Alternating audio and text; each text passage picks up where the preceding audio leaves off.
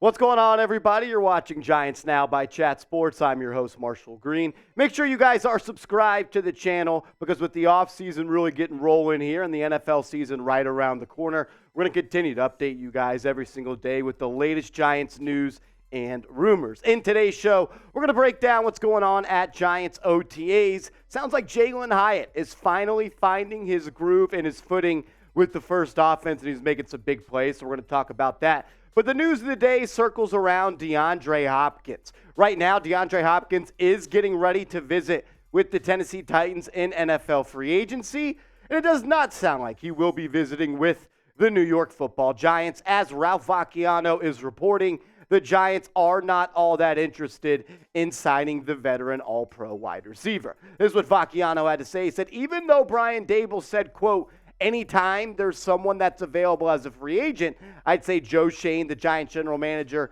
and his staff are going to look into it and research it, close quote. Then Vacchiano added, according to one more team source, the Giants aren't expected to do much more than just that. And there's a lot of reasons that this could be why the Giants are not that interested in DeAndre Hopkins, and we'll kind of break those down coming up in today's show. And the reports, maybe one of the first reasons are that DeAndre Hopkins wants Odell Beckham Jr. type of money, the same or close to the contract that he signed with the Baltimore Ravens. That 1 year, $15 million deal that has some incentives in it that could push it up to 18. Only costs about $3, $4, $5 million on the cap this year for the Ravens because they have multiple void years on that. And the way that the Ravens got creative with that contract is the same way the Giants could have got creative with the DeAndre Hopkins contract. But it doesn't sound like they want to do that. But they could, and they can still make room for DeAndre Hopkins. We talked about the Odell Beckham deal. They also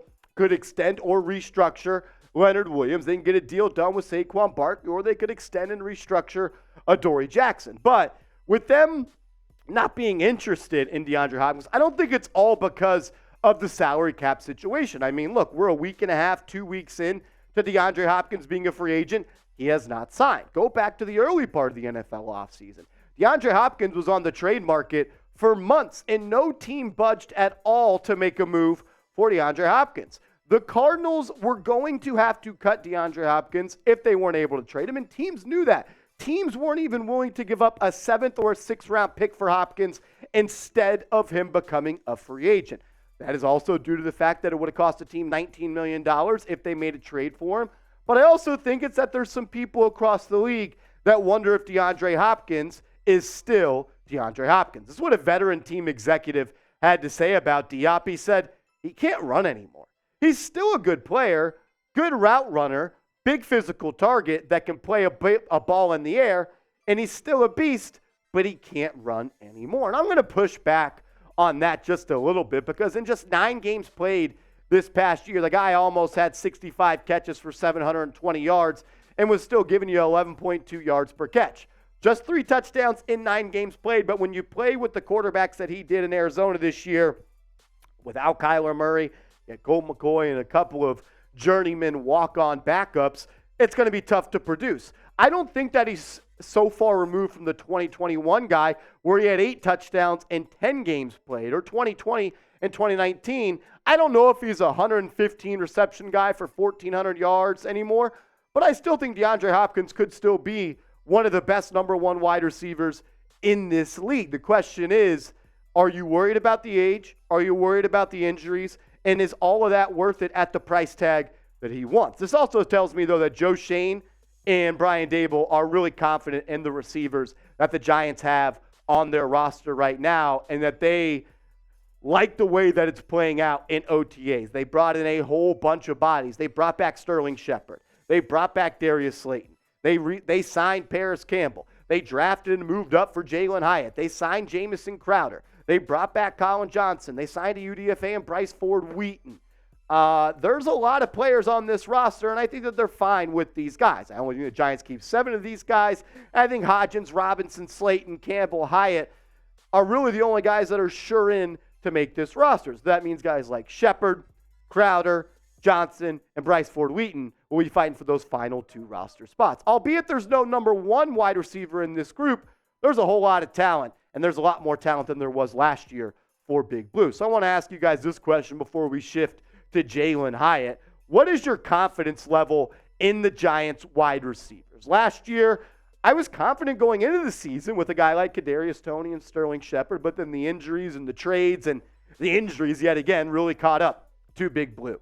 So I want to ask you right now, what's your confidence level in this wide receiver core? Scale from 1 to 10. 1 being you're not confident, 10 being you're extremely confident. Let me know how you're feeling down below. We're going to talk Jalin Hyatt and the big plays he's making this summer around the corner. But first, make sure you guys are hooked up with our proud sportsbook partner, BetUS. Go to chatsports.com/bet. Use the promo code CHAT125, and they're going to hook you guys up with a 125% deposit bonus. You could bet on the Yanks. The Yanks are rolling. You can roll with the Mets. You can bet on the NBA Finals. I think the Nuggets are going to win this one in 5 or 6 games. So you can roll with my finals pick, or you can fade my finals pick and roll with the Miami Heat. You can't be a Giants fan and a Heat fan. That would just make you an ultimate fraud. And I know there's a couple of those guys. But at the end of the day, if you want to win real money, do it with our proud sportsbook partner, BetUS. We've got your game, chatsports.com/bet. Promo code CHAT125. All righty, let's talk about the rookie pass catcher, the 3rd-round pick out of Tennessee, the former Volunteer, Jalin Hyatt. Jalin Hyatt, early on in OTAs, was not really getting to run with the first offense. He was working with guys like Tommy DeVito, shout out to you, Mr. Rick, good old Jersey boy, and Tyrod Taylor. But it sounds like, and according to all reports coming out of OTAs, he is finding his groove, he is finding his footing, and the practice and the work that they have been putting in after practice, Daniel Jones and Jalin Hyatt, is really starting to show on the field. Earlier this week at OTAs, Jalin Hyatt had his best practice. He had a tiptoe touchdown in the back of the end zone. The Giants were working a red zone drill. Hyatt just kind of traced the outline of the back of the end zone, made a nice little circus catch, got his feet down, little Tony toe tap. And that's just kind of the explosion in talent that you see from Jalin Hyatt. I know at Tennessee we saw him run a whole bunch of vertical routes, get behind the defense, look back at the tape at the Alabama game, but he is so much more than just a one-trick pony. He's got good hands. He's elusive with the ball in his hands. He's got great body control, and I think he's someone that's really going to be an every-down great player in this league. He also showed that when he gets the ball in his hands, he can get north and south. Hyatt caught a short pass and took it for a big gain, and according to reporters, it could have easily, very well have been a touchdown for the New York Giants. So not only can Hyatt stretch the field vertically, but also when he gets that football in his hands, he becomes a generator and can really put a lot of pressure on the DBs and especially defensive coordinators, because you don't want the guy to get behind you, but you don't also want him to catch a short pass with green grass out in front of him to where he can eat up those yards after catch and get loose and throw up that deuce sign down the sideline. The Giants have to do whatever they have to do to get Hyatt involved this season. Last year, the Giants were one of the worst explosive pass play offenses in the National Football League. And that is such a bad group to be in, considering when you look at the record of the top 10 teams that were in the most explosive pass play group, they were a very, very good record, multiple games over 500. The Giants, they were in that bottom tier, and they were the only team in that bottom tier that made the playoffs, which tells you it's going to be hard to recreate the success the Giants had as a team if they don't become more explosive on the offensive end. And they maybe got the most explosive player in the draft in Jalin Hyatt. Last year for the Tennessee Volunteers, all the guy did was score touchdowns. He did 15 touchdowns. In fact, 19 yards per catch, almost 1,300 yards, had a long catch of 78, 67 catches in totality. He operated a lot out of the slot last year, but it was kind of a gimmicky slot for the Tennessee Volunteers. They would move their slot all the way out to the sideline and the boundary with having a wide wide receiver, pretty much right outside of him. So the slot wasn't always in the prototypical spot where you think a slot receiver lines up. And I think the Giants would be dumb to not use some of the plays that Tennessee used last year to get Hyatt open and create separation, because if it is a foot race between Jalin Hyatt and any DB in the National Football League, my money's on number 84 in blue, and he can take the top off the defense. This guy is going to be a playmaker for a long time, but I think they have to get him involved early on in the season, and it's really going to create a new wrinkle for this offense and put a lot of pressure and a lot of sleepless nights for opposing defensive coordinators. So I want to close out the show asking this question to all of the real ones out there. 6 touchdowns for Jalin Hyatt in his rookie year. 6 tutties. Over, under.